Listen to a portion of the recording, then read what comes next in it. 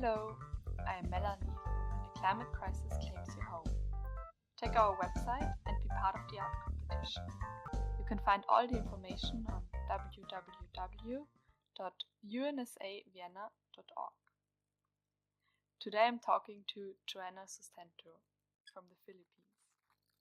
Joanna lost almost her entire family and her home when Typhoon Hayan hit the Philippines in 2013.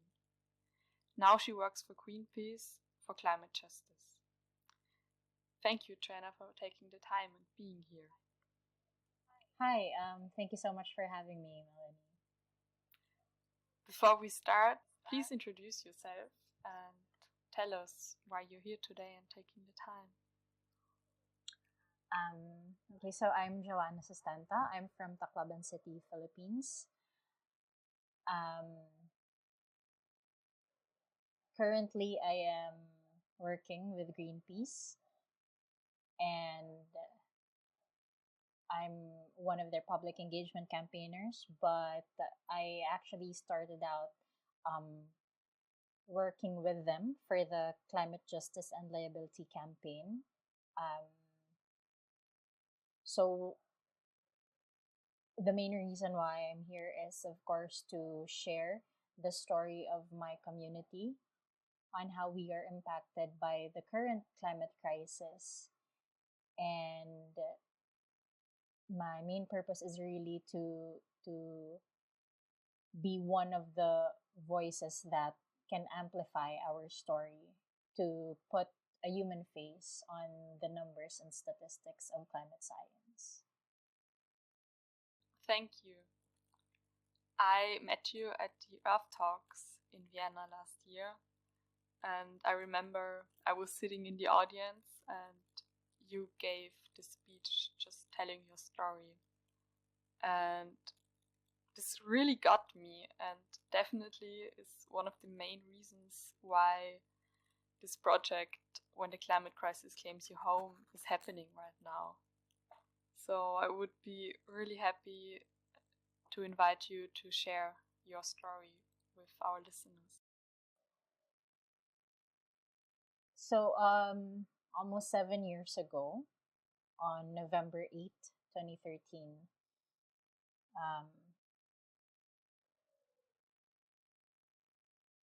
my family and I were caught in an epic battle amidst the wind, the rain, and the 15 feet high storm surge brought by Super Typhoon Hayan. Before the typhoon struck, we already know that a typhoon was going to hit the Philippines, but actually we didn't.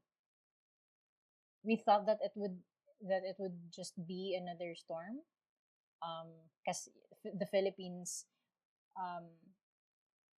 we experience an average of 20 typhoons per year. So naturally, typhoons are just normal for us. And we wouldn't really evacuate. We wouldn't feel the need to evacuate, because we know that our neighborhood would be safe. Our house would withstand the storm. But during that week, we already received warnings in the news that this typhoon is like no other typhoon that we've experienced. It's something strong. But again, when you hear stories or the news like that, warnings like that, you couldn't really wrap your head around it, like on how strong it is, on the extent of the intensity of the winds, of the rain. So our whole family were actually busy, because we've had visitors from my father's side of the family. After so many years, they visited us um, in here in Tacloban, um, in our hometown. So during that week, we were busy with family gatherings and just hanging out, going to family lunches and dinners. But of course, we kept ourselves out updated with the typhoon warnings, with the news. Um, I remember on the eve of November 8th, we were having our whole family, including my aunts, my uncles, my cousins, um, we were having dinner at my grandmother's house. And when we were when we were about to go home, I had this uncle from a different city who, talking to my dad, saying that um, he was suggesting for us not to go home. We to just wait the storm out until it until it's over. But of course, my dad, he would all he insisted on going home because all of us, we felt that it's just another storm. Um, it'll pass. So eventually, we went home, and then on the early morning of November 8th, 2013, I was awakened by the strong wind and rain. Um, I remember waking up because my windows were open and um, rainwater was um, coming inside through the window. So I tried to close it, but I had a hard time closing the windows because the winds were so strong. Eventually, I was able to secure the windows, and then I went outside, and then I saw my father. He was just looking outside, and what I saw was just everything was just so white um, outside the house. It was very hazy. Um, Eventually, my all of us in the house were all of us at home were awake. Um, there were there's seven of us at home. So I live with my parents, my two older brothers, my sister-in-law, my eldest brother's wife, and their 3-year-old son. So I remember all of us were trying. We were having breakfast. My dad told me to make some coffee, and we were just I don't know. I felt that it was so cozy. Um, we were kind of enjoying the strong wind and rain because personally I love typhoons. It's weird, I know, but yeah, I love typhoon season because there's no work. All of us just get to stay at home, to spend quality time with each other, and although sometimes um, there would be no electricity, it was fun. It was just fun to stay at home. Um, and then I saw my I saw my nephew. He was running around the house, and I can see the joy in his eyes because probably because we were all together, and um,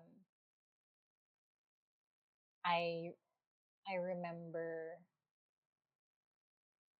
feeling I remember feeling nervous actually because it was the first time I experienced our whole house vibrate because of the wind.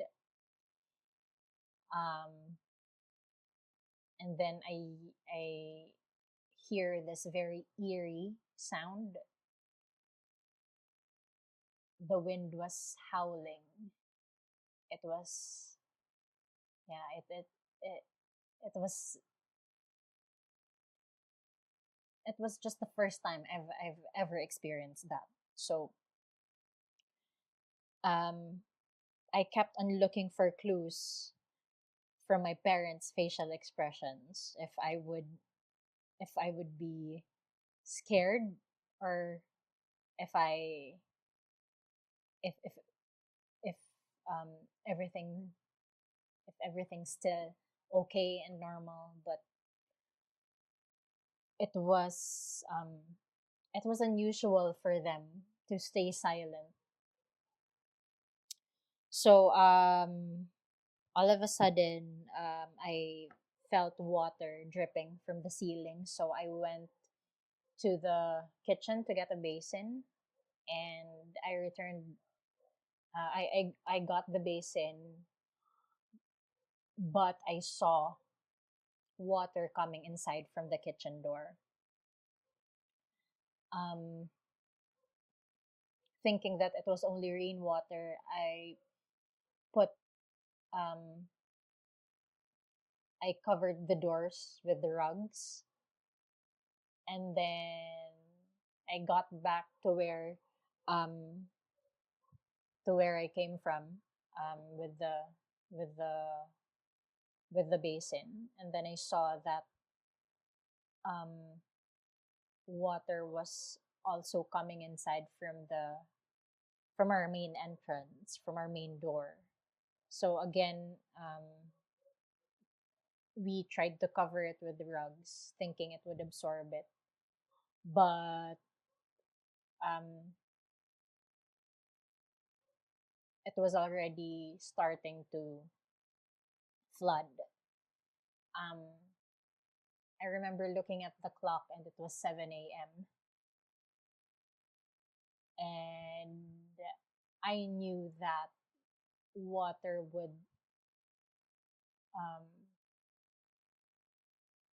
I knew that the that water would start to rise. So I ran to my room. I got my valuables. I put it in my backpack, and just I I know that I didn't take too long inside my room. I maybe um I just stayed in my room for about 3 to 5 minutes. But when I got out of my room, the water was already up to my chest.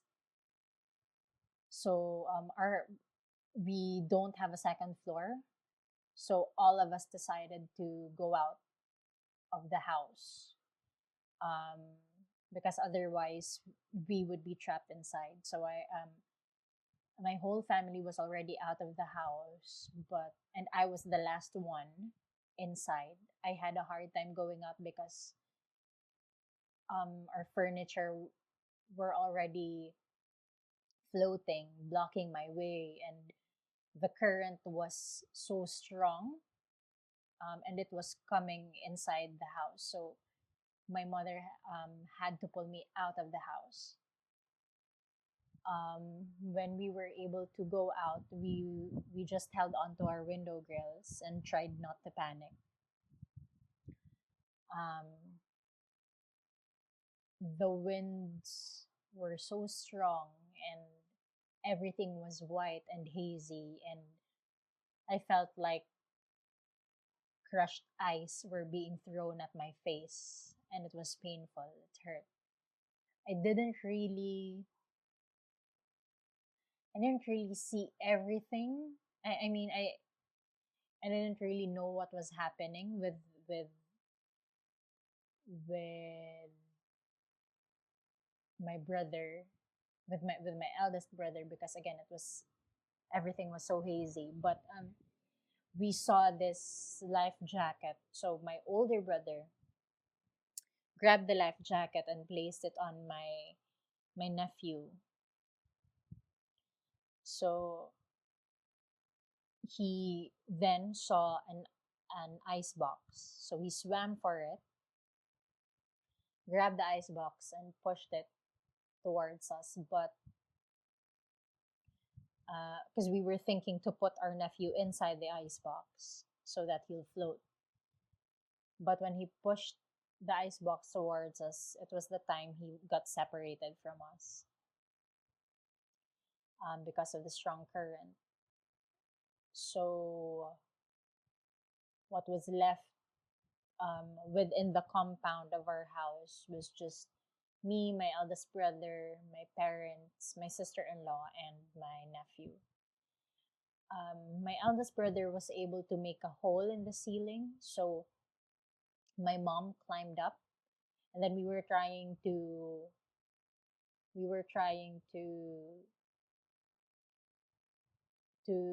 get my nephew climb up to my mom, but um, unfortunately we weren't able to do that. My What I saw was just my sister-in-law was swept away and she was holding onto a tree branch, and then I saw my nephew, um he drowned, and then he floated because he was wearing a life jacket. So I just called on to my sister-in-law and to grab her son.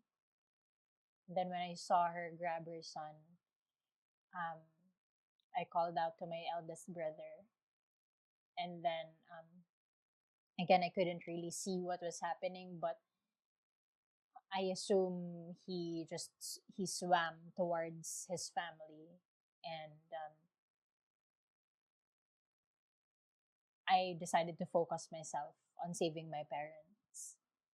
My mom was up in the ceiling. I was still holding on to the window grills while my dad was already holding on to the gutter of our roof, and the the water was still rising about 15 to 20 feet, and there were so many debris around. um, so my dad told me to grab onto his leg so I can go up to the gutter of our roof to hold to so that I could hold on to the gutter of our roof. Um, and then we I told my mom to come out to come down from the ceiling because the water was still rising. And then we just decided to hold on to a log and just um, we had no choice but to just let the current take us. Um, what I saw next was my father. He he was holding on to the same log we were holding. Um, he drowned, and then he surfaced again, and then he drowned again, and then he surfaced. He drowned again, and I never saw him. That was the last time I saw my father. Of course, I couldn't do anything about it, so um, I focused myself on my mom. I saw this refrigerator. It was floating, so I knew how buoyant it was. So I held on to the refrigerator and let my mom hold on to it as well. But the waves of the storm surge were so strong, it was hitting the refrigerator, and I was being pushed under the steel trusses of the nearby building. There's this building near our house. It's a radio station. So I was being pushed under the steel trusses of this building, and the water was already up to my nose, and I couldn't. There was no headspace for me anymore because it was already steel trusses above my head. So again, I was caught in a trap. So I decided to push the refrigerator away from the building. Um, I let it go, and that's when my mom and I got separated from each other. Um, I held on to this piece of wood. I, at least that's how I remember it. I held onto this piece of wood and I was just spinning and spinning and spinning underwater. I felt like I was being spun inside a washing machine. And I was trying to surface. I was trying to go up, but I couldn't because there were so many debris blocking my head. I remember feeling very exhausted and I was just about to give up because I kept um I kept trying to surface, but I couldn't, and I was already out of breath. Um, however, during the last try, I was able to surface, and I just pushed all the debris away from my head, and I think it was a I think it was actually a door that was blocking my head. So I pushed it away and I climbed on top of it, and I I used it to float. And then my mom called out to me, so I paddled towards her. I when I reached her, I I grabbed her arms. I tried to lift her body and hold. I wanted her to hold on to the wood I was using to stay afloat, but my hands my hand slipped from her arms to her fingers. So her body smashed into the water and there was just no sign of her struggling to survive. And I pulled her arms again and I kept on calling her. I i shook I keep on shaking her and I just kept on touching her face and there was no response anymore. um, so I just hugged her and let the let the waves just um, take us. I tried to hold on to her body, but I was already getting um, exhausted. And I saw this water tank with steel frames. So I held on to the steel frames and I was trying to hold on to her body, but the current was so strong. I was um, I was also being carried away by the current, and I just had to make the hardest decision of my life. Um, do I continue holding on to my mom's lifeless body and die with her, or should I let go and just save myself? So it was an unbearable dilemma because the question of if I let her go, will I be able to live with that decision? But eventually, I decided to let go and this, I climbed up to the water tank and stayed um, until the water began to recede. Um, soon after, there's this guy who helped me come down from the water tank, and um, I went inside um, the building near our house, and